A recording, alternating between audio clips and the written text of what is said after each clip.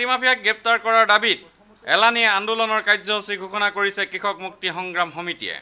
উচ্চ ন্যায়ালয়ৰ মুখ্য ন্যায়াধীশলৈ মাটি মাফিয়াক জামিন প্ৰদান সম্পৰ্কে এখন চিঠি প্ৰেৰণৰ কথাও প্ৰকাশ কৰে কৃষক নেতাজনে। এখন সংবাদমেলত আন্দোলনৰ কাৰ্যসূচী ঘোষণা কৰি কৃষক মুক্তিৰ নেতাজনে কয়, তাৰপিছত 28 তাৰিখৰ দিনা আমি সমগ্ৰ অসম জুৰি 50 জন মানুহে অনশনত বহিম আৰু ভূমাফিয়াবিলাকক সম্পূৰ্ণৰূপে গ্ৰেপ্তাৰ কৰিবৰ কাৰণে দাবী উত্থাপন কৰিম। ইয়াৰ পাছতো যদি ভূমাফিয়াবিলাকে মাটি এৰি নিদিয়ে, আমি এটা এপিল কৰি দিব খুজিছোঁ আজি ভূমাফিয়াবিলাকৰ প্ৰতি, বা কোনোবা মাফিয়া নহয় কিন্তু মাটি কিনিছিলে তেওঁলোকৰ প্ৰতিও, এগ্ৰিকালচাৰ লেণ্ড কিনিছিলে আৰু এফিডেভিট দিছিলে, শপতনামা দিছিলে যে নন এগ্ৰিকালচাৰ পাৰপাছত ইউজ নকৰোঁ বুলি।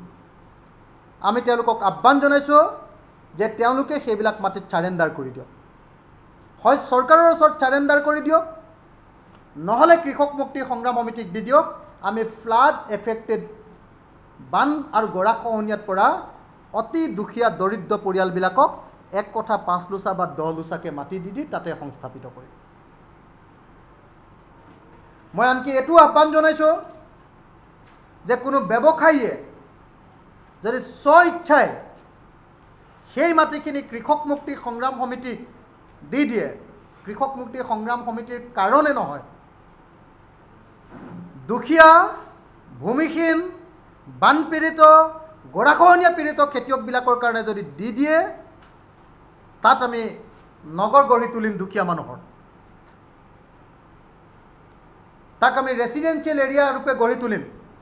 মই এই আবেদন, এই আহ্বান প্ৰথমতে সেইসকল মাটি ক্ৰয় বিক্ৰেতাসকলক প্ৰথমতে আহ্বান জনাইছোঁ আৰু ভূমাফিয়াসকলক দাবী উত্থাপন কৰিছোঁ যে তোমালোকে যি মাটি এই ধৰণে ল'লা,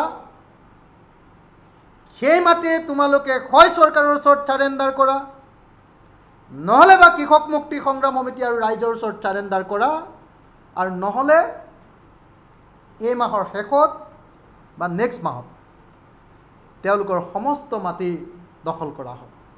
ভিডিঅ' জাৰ্নেলিষ্ট সুশান্ত দাসৰ সৈতে অমৰদীপ গগৈ, চেণ্টিনেল নিউজ, গুৱাহাটী।